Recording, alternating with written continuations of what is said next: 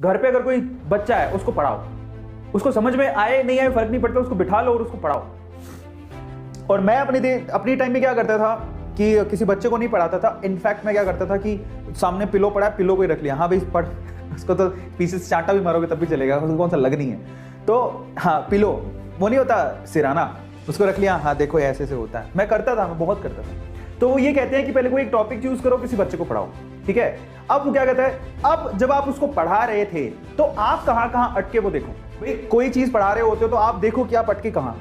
अब खुद को तो समझ में आ जाता है, इंसान खुद से तो नहीं झूठ बोल सकता, समझ में आ गया। तो खुद को समझ में आ जाएगा कि आपने मिस्टेक्स कहां करी। उन मिस्टेक्स को आइडेंटिफाई करो और उन मिस्टेक्स को फिर से रिव्यू करो। रिव्यू का मतलब आप किसी टॉपिक को पढ़ाते टाइम कहां पे अटके, आइडेंटिफाई करने के बाद क्यों अटके, कारण क्या था, क्या तुम्हें उस कॉन्सेप्ट में क्लैरिटी नहीं थी तो टॉपिक को खोल के देखो, कॉपी को खोल के देखो जाके, या फिर जिस टीचर ने पढ़ाया था उसने कैसे पढ़ाया था उसको चेक करो। रिव्यू करने के बाद फिर से उस टॉपिक को उस बच्चे को पढ़ाओ, क्या सिराने को पढ़ाओ। जिस वक्त आप खुद सेटिस्फाई हो जाओगे कि नहीं यार अब तो मैंने जो पढ़ाया बेसिकली वो प्रॉपरली उसे भी समझ में आ गया होगा, क्योंकि मैं इस चीज को समझ पा रहा हूं, तो समझ लेना वो टॉपिक आपको अच्छे से याद हो जाएगा। फिनमेन टेक्निक बहुत ही अच्छी टेक्निक है जिसमें आप किसी बच्चे को लेके सिराने को लेके काम कर सकते हो।